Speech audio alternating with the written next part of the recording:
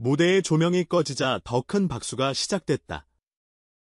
이번엔 함성 대신 눈물이 먼저 흘렀다. 트로트계의 라이브 괴물로 통하는 빈에서의 노래가 아닌 사람으로 한국 대중의 마음을 흔든 순간 스태프들이 숨을 삼키고 팬들이 휴대폰 화면을 적시었다. 그가 평생의 빚이라 말하던 친구모에게 집 한 채를 선물했다는 사실이 알려지면서다. 화려한 조명 아래에서 쏟아낸 고음보다 조용한 대기실에서 건넨 한 장의 서류가 더 깊은 울림을 남겼다. 이제 제 차례예요. 짧은 말 한마디가 대기실 공기를 갈랐고 그 순간은 역락 없이 한 편의 영화였다. 빈에서의 인생은 무대보다 가족에서 시작된다. 3살 무렵 부모의 이혼으로 삶의 축은 일찍 흔들렸고 외할머니와 고모가 그 공백을 몸으로 메웠다. 외할머니는 라디오를 틀어놓고 옛가요를 흥얼거리며 아이의 귀를 음악으로 키웠다. 우리 빈에서이는 노래할 운명이야. 손주를 어루만지며 건넨 말은 아이에게 세상에서 가장 따뜻한 응원장이었다. 고모는 현실을 맡았다. 학원비, 교복, 간식비 심지어 오디션을 준비할 때는 퇴직금 일부까지 털어 녹음실 대관을 도왔다. 넌 내 아들이야. 끝까지 가학 감정에 울타리는 외할머니가 삶의 버팀목은 고모가 담당했다. 빈에서의 훗날 노래의 뿌리는 할머니 날개는 고모가 달아주셨다고 고백하는 이유다. 그런 시간이 겹겹이 쌓여 한 장면으로 돌아왔다. 최근 콘서트를 마친 뒤 그는 고모를 조용히 대기실로 모셨다. 스태프 2~3명만 남아있던 늦은 시간 흰 봉투가 그의 손에서 고모의 손으로 옮겨졌다. 이게 무슨 말이니 빈에서와 떨리는 목소리에 그는 미소를 지으면서도 눈가를 붉혔다. 항상 어머니처럼 키워주셨잖아요. 제 집은 있었지만 고모의 집은 아직 못 드렸어요. 계약서 첫 장이 펼쳐지는 순간 방안은 고요했지만 마음은 우렁차게 울렸다. 누군가는 고개를 숙인 채 어깨를 들썩였고 누군가는 두 손을 모아 박수를 대신했다. 드라마보다 더 드라마 같았던 3분 장식 없는 장면이었지만 어떤 고급 연출보다 강력했다. 전문가들은 이 선택을 보상과 치유의 심리로 설명한다. 결핍의 기억과 감사의 감정을 가장 사랑하는 사람에게 되돌려주는 과정 그 자체가 상처를 봉합하는 의식이라는 해석이다. 어린 시절의 얼룩을 성공의 온기로 덮는 이 복구 작업은 단지 본인만의 이야기에 그치지 않는다. 이를 지켜보는 많은 이에게 사랑은 반드시 방향을 찾아 돌아온다는 확신을 심는다. 그래서였을까 SNS에는 역시 진짜 스타는 무대 밖에서 보인다. 봄보다 마음 극에 빈에서의 음색이라는 댓글이 줄을 이었다. 해외 팬들의 반응도 뜨거웠다. 이런 인간미는 언어와 국경을 넘는다는 문장이 영어, 일본어, 스페인어로 번역돼 퍼져나갔다. 빈에서의 노래가 오래 남는 이유도 여기서 읽힌다. 소리의 기술 앞서 사람이 보이고 과시보다 의미가 먼저 들린다. 할머니와 라디오 앞에 나란히 앉아 듣던 옛가락 고모의 손에서 건네봤던 따뜻한 도시락, 그 기억의 잔향이 그의 음색에 서린다. 그래서 그는 고음을 길게 세우기보다 단어의 호흡을 깊게 눕힌다. 꺾음은 장식이 아니라 문장과 문장 사이를 잇는 다리로 쓰고 애들은 감정의 초과근무가 아니라 내용의 지문을 찍는 방식으로 쓴다. 대중은 이 절제된 정직함을 알아본다.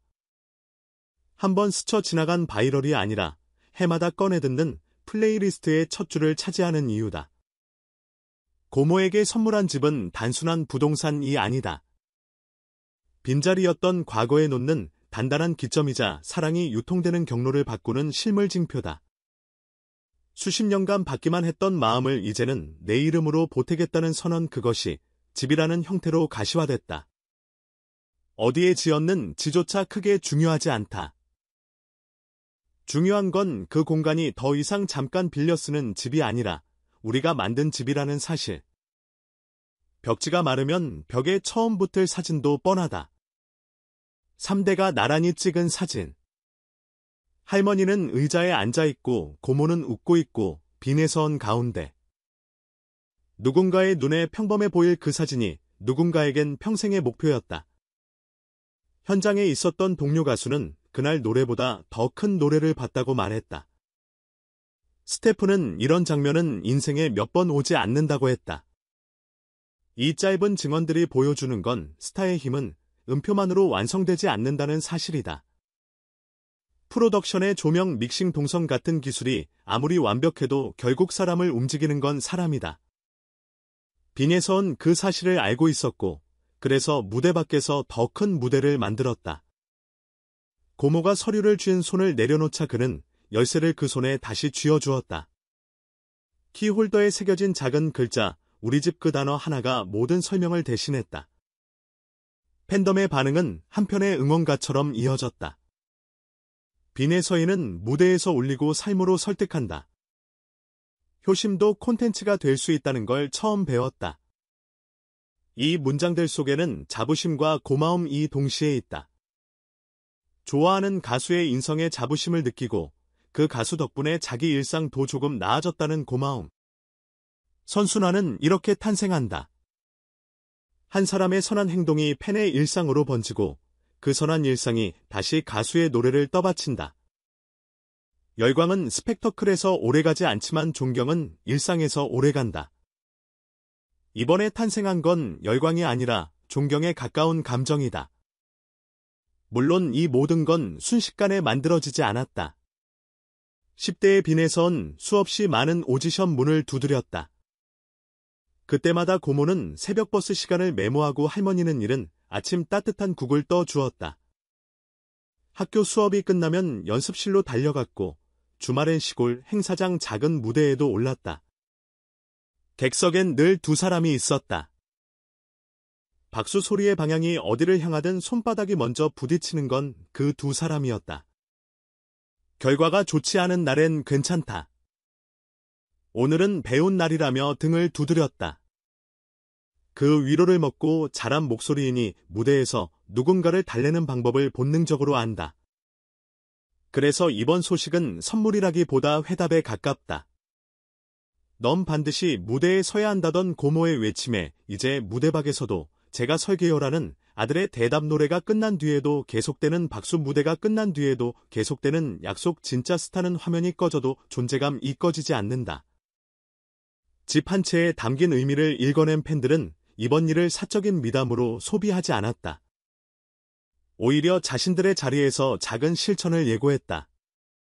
어떤 팬은 부모님과 외식하기라는 댓글을 달았고 또 다른 팬은 오래 연락 못 드린 고모께 전화하기라며 인증을 올렸다. 스타의 서사가 팬의 일상으로 번역되는 방식이보다 건강한 유통은 없다. 특기할 지점은 이 인간적인 서사가 그의 음악 활동에도 직접적인 힘이 된다는 점이다. 최근 무대에서 그는 이전보다 더 깊고 낮은 톤을 자주 쓴다. 울림을 길게 끌기보다 침묵을 한 박자 더 쥐고 간다. 공백이 생기면 관객은 자기 이야기를 그 빈칸에 채워 넣는다. 할머니의 라디오, 고모의 손, 자신들의 가족사, 그 빈칸은 객석 수만큼의 사연으로 채워진다. 그 결과 같은 곡이 공연마다 다른 표정을 얻는다. 이게 롱런하는 가수의 방식이다. 트로트의 전통을 보존하면서도 개인의 서사로 오늘의 감각을 입히는 일빈에선 지금 그 지점에서 정확히 호흡하고 있다. 이번 장면을 보도한 언론은 무대박에서도 무대를 만든 가수라는 표현을 쓰며 의미를 더 칠했다. 광고계는 그를 스토리텔러형 모델로 주목한다. 브랜드가 요즘 찾는 건 일시적 화제보다는 머무름과 신뢰다. 사람 냄새가 나는 이야기, 오래가는 목소리, 선한 영향의 기록. 이것들이 합쳐질 때 한 스타는 산업의 중심으로 이동한다. 무엇보다 중요한 건 초심을 잃지 않는 속도다. 빈에선 대형 이벤트를 통해 빠르게 달리는 대신 한 사람씩 설득하며 오래 걷는 방식을 택했다. 그가 이번에도 보여준 건 바로 그 속도의 철학이다.